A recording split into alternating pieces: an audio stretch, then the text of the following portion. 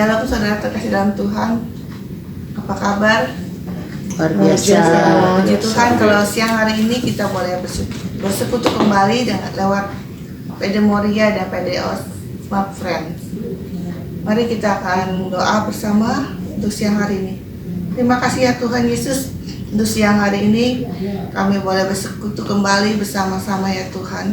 Berkati ya Tuhan siang hari ini, dari awal, pertengahan, hingga akhirnya semuanya kami serahkan di dalam tangan-Mu. Di dalam nama Tuhan Yesus Kristus Allah kami yang hidup, kami berdoa ucap syukur. Amin. Mari saudara kita angkat pujian Yesus ajaib.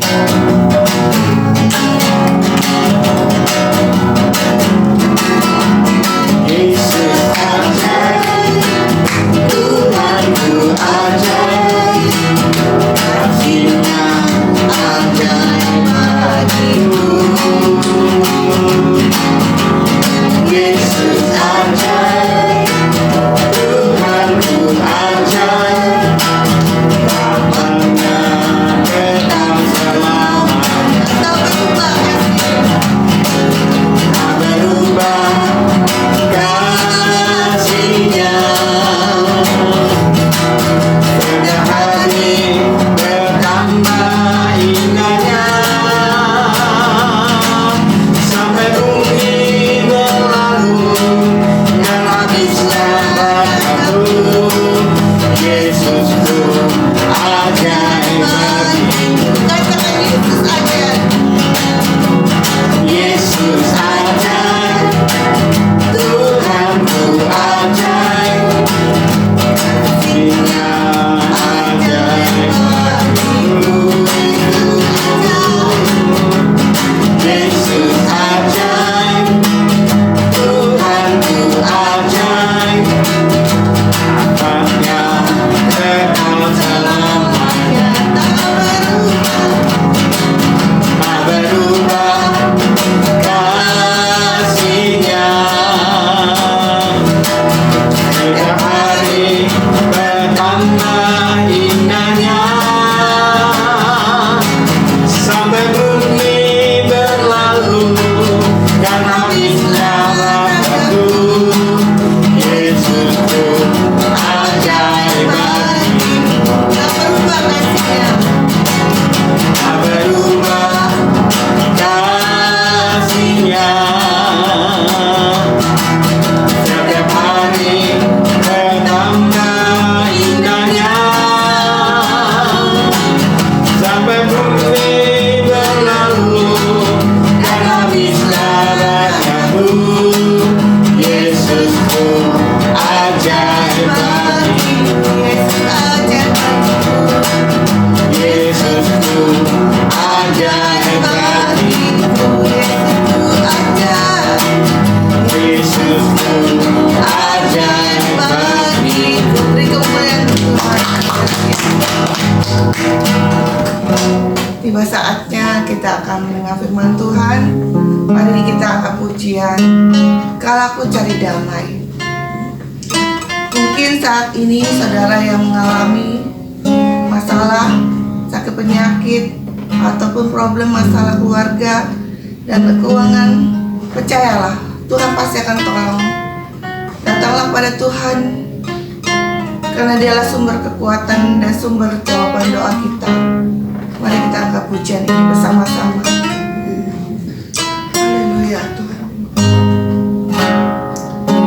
Haleluya.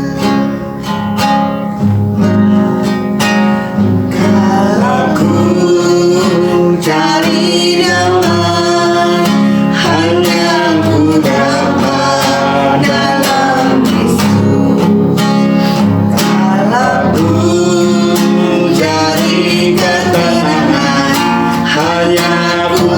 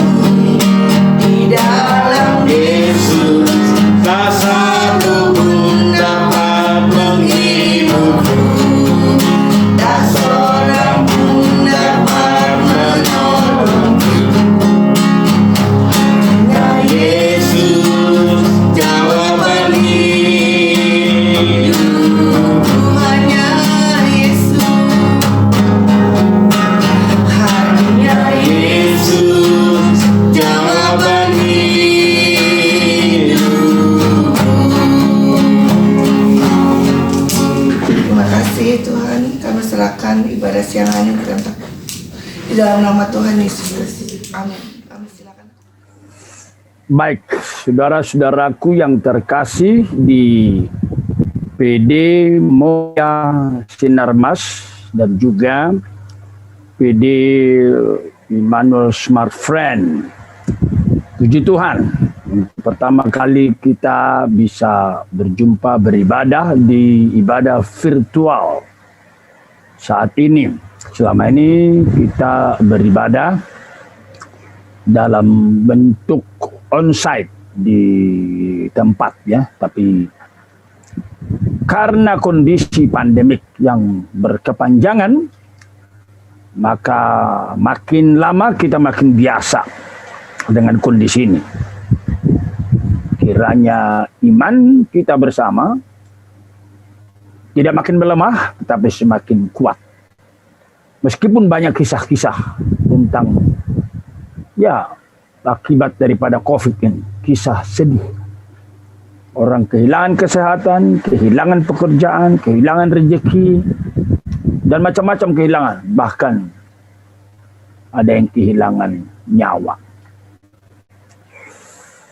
Kita kasih tema untuk perenungan kita, ini firman Tuhan ini, yaitu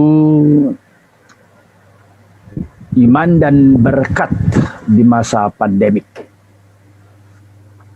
Tidak seperti biasa, saya berpakaian seperti ini sebagaimana usulan daripada pengurus. Ya, baik, kiranya semua makin baik. Kita berdoa untuk firman Tuhan. Terpujilah namamu ya Bapa, untuk kesempatan kami boleh merenungkan firman-Mu pada persekutuan doa umat-Mu, baik di PD Moria, Sinarmas, demikian juga di Smart Friend. Berkati kami yang akan membaca firman-Mu. Mohon juga berkat-Mu kepada semua alat yang kami gunakan, sinyal yang kami pakai, dalam nama Tuhan Yesus. Amin. Saudaraku yang terkasih, firman Tuhan yang kita baca itu diambil dari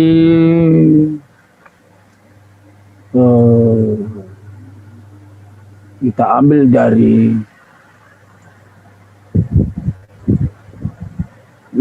ambil dari dua bagian ya. Matius pasal 8 ayat 1 sampai 3 dan Yeremia 17 bagian yang sangat terkenal ayat 7 dan ayat 8. Setelah Yesus turun dari bukit, orang banyak berbondong-bondong mengikuti dia. Maka datanglah seorang yang sakit kusta kepadanya, lalu sujud menyembah dia dan berkata, "Tuan, jika Tuan mau, Tuan dapat mentahirkan aku." Sekali lagi saya baca, orang berpenyakit kusta yang di zamannya disingkirkan. Bahkan kalau ketemu di jalan umum, itu bisa dilempari batu. Jadi orang ini dikucilkan biasanya. Maka ketika Tuhan Yesus dilihatnya lewat dari satu jalan, dia akan turun dari bukit tadi, dan ketika itu orang banyak berbondong-bondong, entah bagaimana cara dia untuk menguntit ya Tuhan Yesus. Maka ketemulah dia berteriak, "Tuhan, jika Tuan mau, Tuan dapat mentahirkan aku." Lalu Yesus mengulurkan tangannya, menjamah orang itu dan berkata, "Aku mau, jadilah engkau tahir." Seketika itu juga tahirlah orang itu daripada kustanya. Seketika itu juga. Nah, sebenarnya orang kusta tidak bisa disentuh, sama seperti kita sekarang ini ketakutan ya, atau dilarang, begitulah barangkali tempatnya, untuk saling bersalaman. Kita ulurkan tangan, biasanya ya salam gaya menunduk atau bagaimana. Itu bagian yang pertama. Bagian yang kedua yaitu Yeremia 17 ayat 7 dan 8, diberkatilah orang yang, demikianlah firman Tuhan ya, Diberkatilah orang mengandalkan Tuhan yang menaruh harapannya pada Tuhan.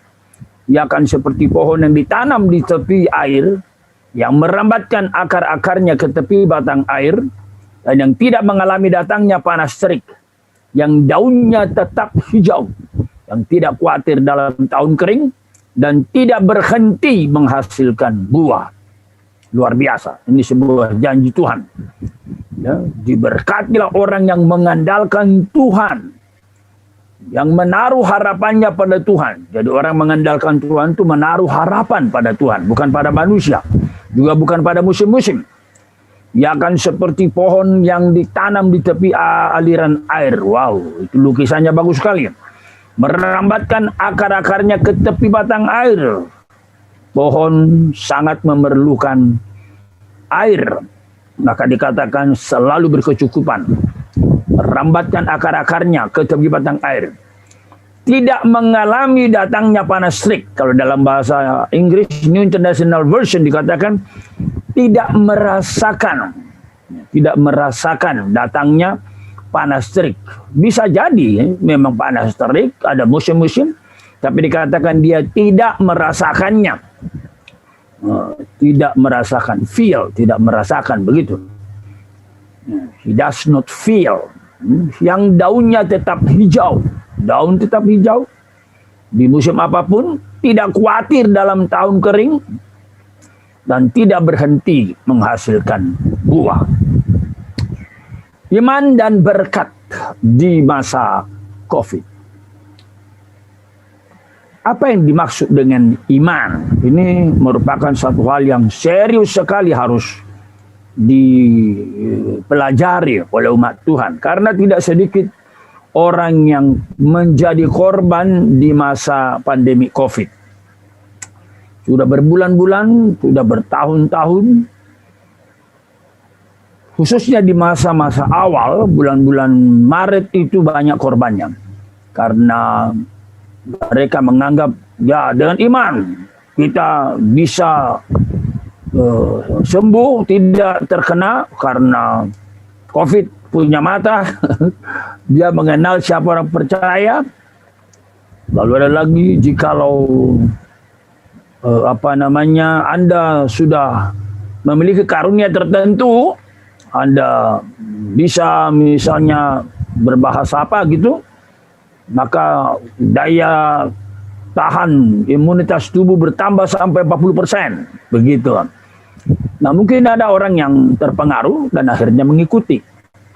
Jadi yang istilah sekarang melanggar protokol kesehatan. Akibatnya sakit dan tidak sedikit yang meninggal. Nah, karena itu kita perlu bahas selintas tentang iman. Apa itu iman? Ada 4 hal saya catat yang bukan iman tapi dianggap iman.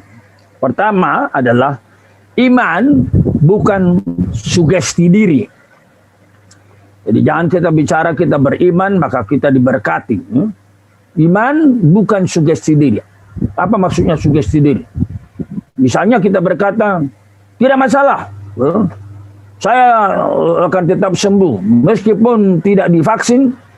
Saya beriman kepada Tuhan, kekuatan pemeliharaan Tuhan lebih daripada vaksin. Apa itu? Vaksin dari China kah, dari Jerman kah, dari Amerika kah? Nah, itu bersugesti diri dan bisa korban. Iman bukan nekat juga. Ya, sudah dikatakan bahwa tidak sedikit orang korban. Jadi hati-hati, jaga jarak, pakai masker. Tetapi orang bisa nekat. Dia tidak mau pakai masker, dia tidak jaga jarak, bahkan berdansa-dansi, rame-rame kumpul, nekat katanya. Dan akibatnya setelah tes antigen atau swab itu, akibatnya ditemukan positif COVID. Berapa hari kemudian masuk ICU dan ada juga yang sembuh, ada yang meninggal. Jadi hati-hati, iman bukan nekat. Jadi yang terjadi bukan berkat. yang terjadi adalah misalnya orang bilang laknat, ya, maaf. Iman juga bukan berpikir positif, meskipun berpikir positif itu baik. Bangun tidur, mari kita katakan, puji Tuhan, tidak ada masalah. Penyakit di sana, tapi kita dijaga Tuhan. Boleh, boleh. Tapi tetap berjaga-jaga. Jangan tabrak semua protokol kesehatan. Pada masa vaksin, kapan giliran lakukan, kalau belum lebih hati-hati, kalau sudah pun tetap hati-hati. Dan yang keempat, iman bukan kedagingan.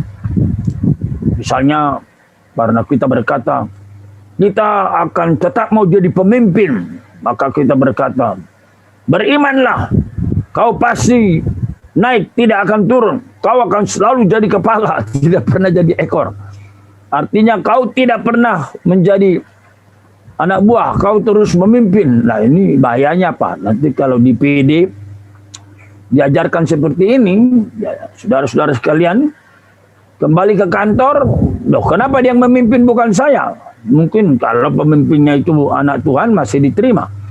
Tetapi kalau yang bukan orang percaya, ketepatan bukan orang Kristen misalnya, lalu diprotes dalam hati, ngedumel, karena apa yang dianggap iman padahal kedagingan saja, kau tidak boleh memimpin, kau tidak boleh jadi kepala, harus aku, karena firman Tuhan berkata, maka kita akan menjadi kepala bukan ekor, maka tidak boleh dipimpin begitu ya. Jadi hati-hati. Karena itu kita harus menguji apa yang namanya iman yang sejati itu. Harus diuji, iman itu harus diuji. Nah kalau kita selidiki dari kitab suci, maka ujian iman itu jelas sekali. Jelas sekali. Pertama, misalnya dalam peristiwa bagaimana panggilan Abraham, ya, saya baca misalnya Ibrani 12 ayat 1 dan selanjutnya, berfirmanlah Tuhan kepada Abraham, pergilah dari negerimu dan dari sanak saudaramu dan dari rumah bapamu ke negeri yang akan kutunjukkan kepadamu. Pergilah dari negerimu, dari sanak saudaramu, dari rumah bapamu ini. Kemana? Tidak jelas diberitahu kemana. Berapa jauh tidak jelas. Berapa lama tidak jelas. Kapan pulangnya tidak jelas. Hanya dikatakan ke negeri yang akan kutunjukkan kepadamu. Dan kita baca dalam perjanjian lama, Abraham itu melangkah. Tetapi apa dasarnya? Jawabannya firman Allah. Allah memerintahkan dia, maka dilakukannya. Kalau tidak boleh dia langsung pergi. Itu ujian pertama. Ujian kedua, ya, berani melangkah dari satu kepastian menuju ketidakpastian. Berani melangkah dari satu kepastian menuju ketidakpastian. Apa maksudnya? Ya kita tahu Bapak orang percaya itu Bapak Abraham sudah nyaman hidupnya di tempat keluarganya, semua sudah familiar, akrab. Disuruh ke tempat yang baru, yang tidak jelas tempatnya di mana, berapa jauhnya dan berapa lamanya. Nah tidak pasti. Tapi memang seringkali demikian yang namanya berjalan sesuai iman, baik dalam keluarga, baik dalam pekerjaan, baik dalam pelayanan. Yang pasti itu apa? Yang pasti itu hanya Allah. Ya. Misalnya di dalam Kejadian itu dikatakan, aku berjanji memberkati orang memberkati engkau dan mengutuk orang yang mengutuk engkau. Nah itu pasti janji Tuhan. Kejadian 12 ayat 3. Pemeliharaan Tuhan. Ya. Itu pasti.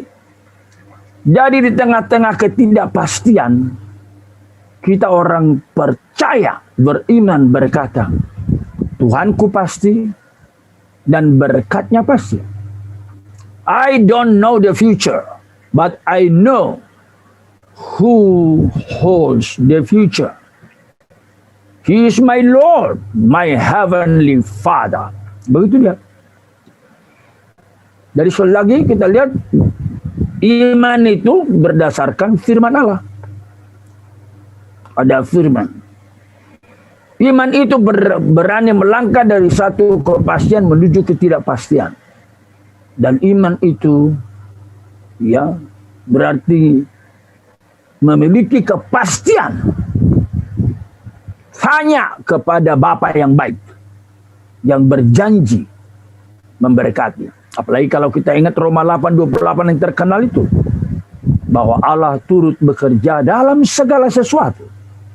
Dalam segala sesuatu, bukan ketika dalam baik saja, masa normal, dalam segala sesuatu, untuk mendatangkan kebaikan bagi mereka yang mengasihi, yaitu bagi mereka yang terpanggil sesuai dengan rencana Allah. Dan karena itu kita melihat bahwa yang namanya tindakan beriman yang benar itu adalah sebuah tindakan yang menaati firman Allah. Menaati firman Allah yang jelas dia terima. Jadi bukan sesuatu yang mengambang, berspekulasi, bertindak nekat. Mungkin pernah saudara-saudaraku mendengarkan khotbah atau kesaksian dari orang mengenai satu peristiwa di Korea sana.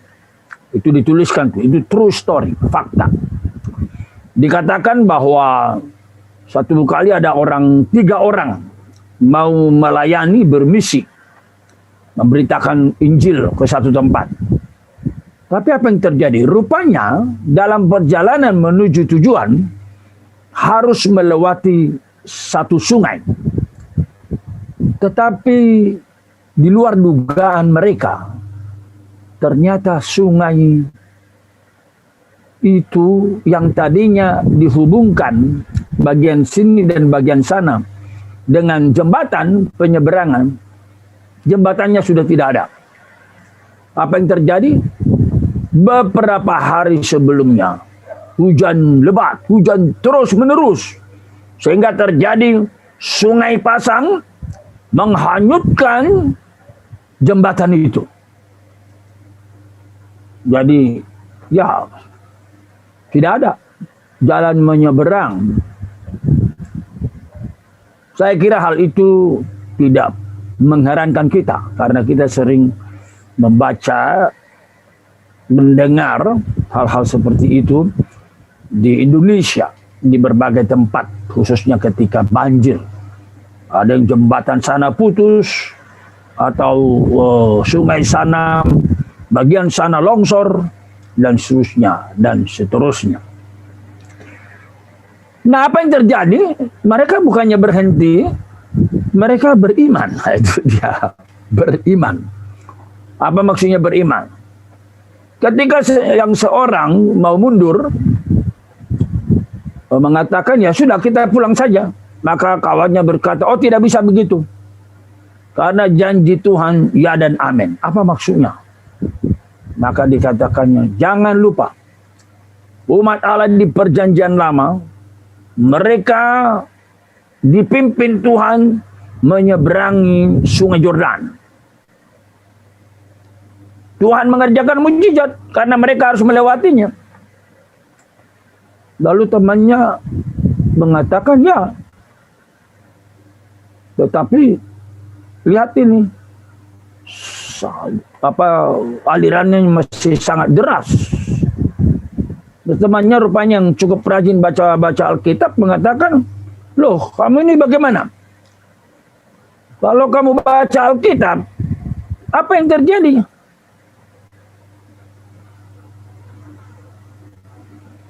Perhatikan Alkitabmu. Bukannya mereka melihat, menunggu sungai Sebak dulu terbelah dua, baru mereka melangkah. Bukan. Tapi dengan iman mereka melangkah. Baca itu peristiwa umat Allah menyeberangi sungai Yordan. Maka dikatakan begitu kaki imam mencelupkan kakinya di sungai yang sedang pasang itu, sungai Yordan itu, Tuhan mengerjakan mujizatnya. Maka sungai pun terbelah dua dan umat Allah menyeberang melalui sungai Yordan. Bagi Allah tidak ada mustahil. Ya, karena temannya mengatakan begitu, oke, berdoalah mereka. Setelah mereka berdoa, mereka memanggil Allahnya Yosua, Allahnya Musa. Mereka juga mengatakan dalam doanya, Tuhannya Rasul Petrus, Tuhan kami juga. Tuhan yang memerintahkan Petrus untuk berjalan di atas danau Galilea yang sedang bergelora, badai topan. Tetapi Petrus bisa berjalan di atas air. Maka Tuhan kami juga Tuhan yang sama sanggup melakukan bagi kami. Kami menyerahkan Tuhan perjalanan ini. Kami mau melayani di seberang sana. Dan seterusnya demi nama Tuhan Yesus, amin. Mereka pun melangkah secara serempak. Langsung 3 orang. 1, 2, 3 celupkan kaki. Apa yang terjadi, saudaraku yang terkasih? Kisah sedih. Ketiganya hanyut. Berapa hari kemudian baru ditemukan mengambang. Wow, itu kisah sedih. Tidak sedikit kisah-kisah sejenis terjadi. Akhirnya mengalami korban karena salah beriman. Iman dalam bahasa Inggris adalah faith. Ada orang mengatakan, what is faith? Faith, F-A-I-T-H. Forsaking all, I take him. Forsaking all. Tinggalkan semua argumentasi-argumentasi manusia.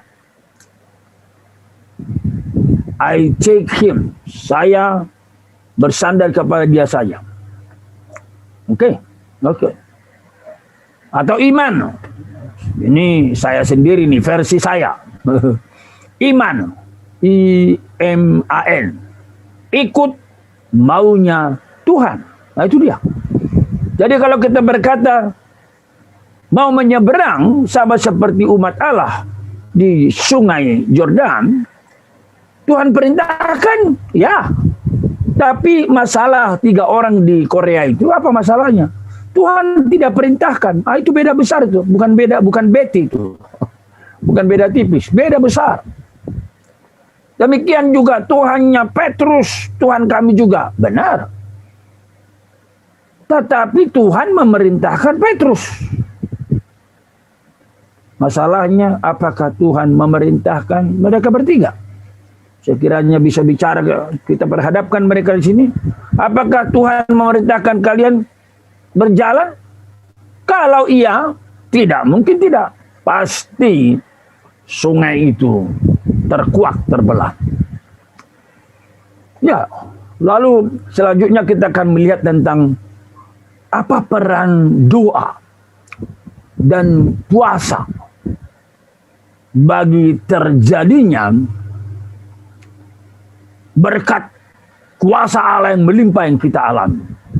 Seringkali orang juga mempermasalahkan ini. Minta pasti terjadi, apalagi kamu berpuasa. Apakah begitu? Memang Tuhan mengatakan, mintalah maka kamu akan menerima. Ya, juga kita melihat ada puasa. Itu puasa yang sangat baik. Tapi kita, saudara, tidak diajarkan untuk berpuasa atau berdoa untuk mengubah rencana Tuhan, ketetapan Tuhan yang kekal. Saya ulang. Saudara dan saya, kita bersama tidak pernah diajarkan oleh Alkitab untuk mengubah ketetapan Tuhan yang kekal, yang tetap.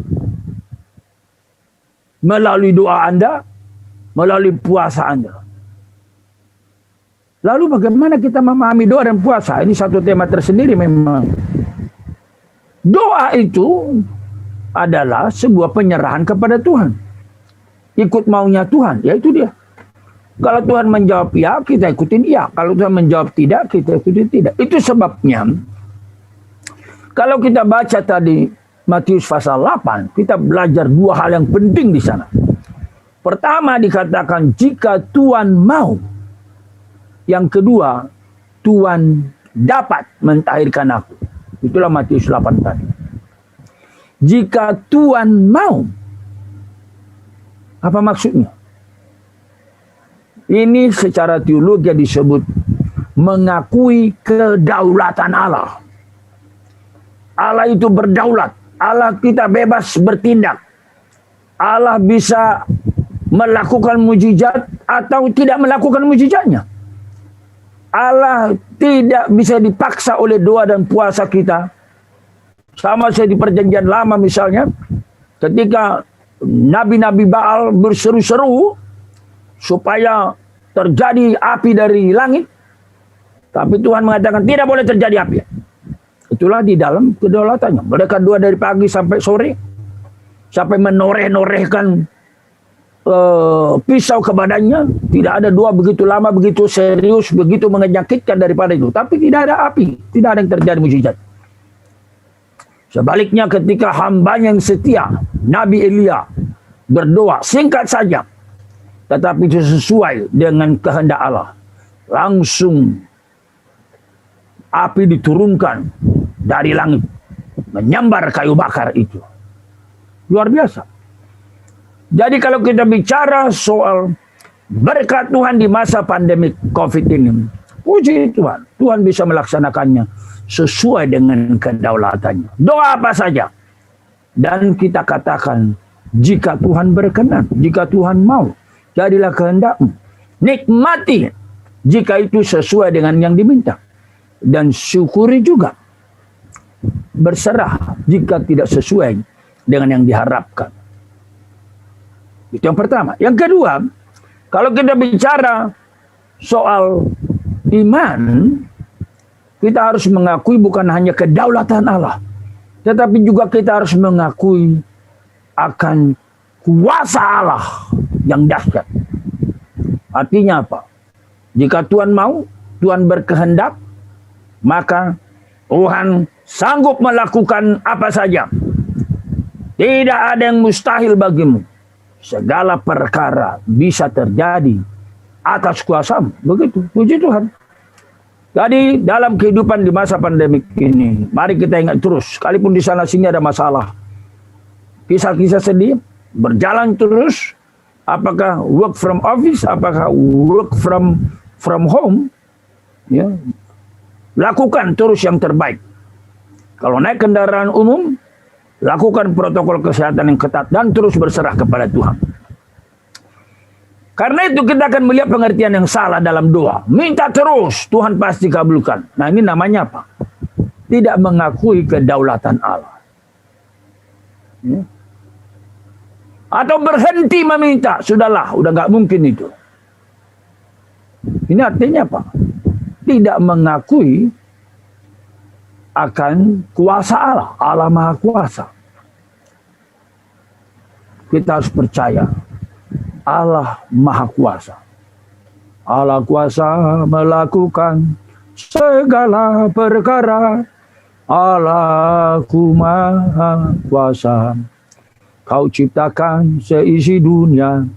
Atur segala masa. Allahku Maha Kuasa. Puji Tuhan. Itulah nyanyian orang percaya. Dengan perkataan lain, mari selalu kita ingat. Kalau kita berkata iman dan berkat Allah di masa pandemik. Maka pengertian yang benar tentang iman kita itu adalah apa? Itu mengandung unsur penyerahan diri. Aku berserah kepada kehendaknya. Artinya bukan kehendakku yang terjadi, kehendakmu yang terjadi. I'll do my best. Please Lord, do the rest for me. Begitu dah. Itulah yang kita saksikan di dalam perjanjian lama. Misalnya bagaimana Daniel ya dan kawan-kawan dimasukkan ke dalam api yang menyala. Tapi Tuhan berdaulat dan maha kuasa. Mereka dijaga sehingga rambut tidak ada yang terbakar. Rambut saja. Padahal serdadu yang melemparkannya ke dalam api itu, mereka terbakar. Kalau kita baca Daniel pasal 3. Demikian juga nanti Daniel pasal 6. Daniel dilemparkan ke gua singa. Allah maha kuasa dan Allah berdaulat. Tidak akan mati kau. Wah, luar biasa. Itu terjadi. Itu juga dialami oleh banyak anak-anak Tuhan. Ada yang kena COVID, tapi secara mujizat Tuhan sembuhkan. Ada seorang alumnus dari Universitas Kristen Indonesia, waktu kita mendengarkan sudah dying person, sudah diinfus, dan boleh dikatakan sebagian besar pernafasannya sudah berasal dari mesin. Maka dari, bukan infus maksudnya, ventilator. Dari 17 pasien yang kena memakai ventilator, 16 sudah meninggal dunia. Puji Tuhan, dia selamat. Dia menyaksikan itu, Allah berdaulat. Luar biasa. Nah, mengapa terjadi demikian? Daniel bisa begitu luar biasa berserah. Kalau kita baca Daniel pasal 3 itu, jawabnya adalah karena mereka memiliki iman yang sejati, iman yang dewasa. Mereka bukan Kristen KTP, mereka bukan Kristen baik. Misalnya dalam Daniel 3 kalau kita baca itu, bagaimana Raja Nebukadnezar seakan-akan mengancam, saya akan melemparkan kamu dan dewa mana yang dapat menyelamatkan kamu dari tanganku. Maka Daniel mengatakan tidak ada gunanya lagi berdebat. Demikianlah anaknya misal ajaria. Jika Allah berkenan, begitu terjemahan, kita bisa terjemahkan dari bahasa asli Ibrani. Dia sanggup melepaskan kami dari tanganmu dan dari perapian yang menyala-nyala itu. Tetapi sekiranya tidak, maksudnya tidak dilepaskan dari perapian, hendaklah Tuanku tahu kami tidak akan menyembah dewa Tuanku itu. Wow, penyerahan. Bukan hanya rugi sampai rugi, penyerahan rela sampai mati. Luar biasa. Mari kita ikuti iman demikian. Serahkan diri dan biar Allah bertindak. Tentu Kristen KTP, yang Kristen baik tidak bisa demikian. Kristen yang dewasa bisa seperti itu. Karena itu bertumbuhlah terus dalam kerohanian Anda. Buka hati, biarkan Roh Kudus masuk. Biarkan Roh Kudus memerintah. Biarkan Roh Kudus mengendalikan. Dalam kondisi sesulit apapun, tetap berserah kepada Tuhan. Karena apa tadi kita sudah baca, diberkatilah orang mengandalkan Tuhan, yang menaruh harapan pada Tuhan. Ia akan seperti pohon ditanam di tepi air, merambatkan akar-akarnya ke tepi batang air, tidak mengalami datangnya panas terik, atau tidak akan merasakan datangnya panas terik. Daunnya tetap hijau, tidak khawatir dalam tahun kering, tidak berhenti menghasilkan buah. Puji Tuhan. Kita bisa mendengarkan banyak kisah-kisah yang menyedihkan. Tapi saya juga mendengarkan banyak kisah yang sangat meneguhkan iman. Salah seorang dari alumnus mengejutkan kami ketika dia mempersembahkan dukungan untuk pembangunan tahap ketiga kampus STT Trinity, yaitu kampus di mana saya mendirikan dan kawan-kawan mendirikannya. Ini ada kampus tahap ketiga, yaitu perumahan dosen dan asrama putra dan putri dan kapel utama. Selama ini kapel sementara, juga ruang makan yang permanen. Selama ini dapur dari bambu begitu. Nah, kita lagi mencari dana Salah seorang yang memberikan dananya adalah yang alumnus 50 juta. Wow, jumlah yang banyak. Dan harap diingat, alumnus ini bukanlah alumnus bergaji tinggi. Alumnus ini bukanlah alumnus yang istilahnya dia sangat ngotot mencari uang. Tidak. Bahkan saya tahu alumnus ini orang yang pernah selama beberapa tahun bekerja sebagai sukarelawan. Dan pada tahun-tahun selanjutnya, gajinya tidak tinggi-tinggi, sederhana. Dan memang hidupnya bertahun-tahun selalu sangat bersahaja. Tetapi entah bagaimana cara Tuhan memberkati dia. Sehingga berkat materi dilimpahkan. Di masa COVID, pandemi COVID, banyak orang kesusahan, tidak punya keuangan. Tapi alumnus yang saya sebut ini hidup berkelimpahan karena Tuhan. Kiranya kuasa Tuhan, berkat Tuhan yang sama bagi saudara-saudara yang terkasih. Iman dan berkat Tuhan tidak tergantung musim, bukan berkat musiman. Tuhan di atas musim pandemik atau sesudah pandemik atau sebelum pandemik COVID. Kiranya Tuhan memberkati saudara semua. Amin. Mari kita berdoa dan sesudah ini kita menerima berkat Tuhan. Bapa di sorga, terima kasih kami sudah mendengarkan firman. Karuniakanlah iman yang sejati kepada semua umat-Mu di PD Moriam Sinar Mas, demikian juga PD Immanuel Smart Friend. Berkati ya Tuhan dalam menghadapi hari-hari yang sukar, yang sulit, penuh tantangan, penuh dengan pergumulan.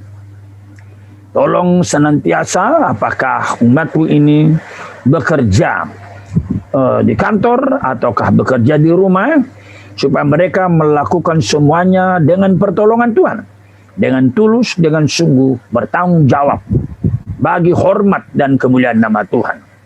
Mohon berkat kepada keluarga anak-anak-Mu dalam kondisi sulit ini.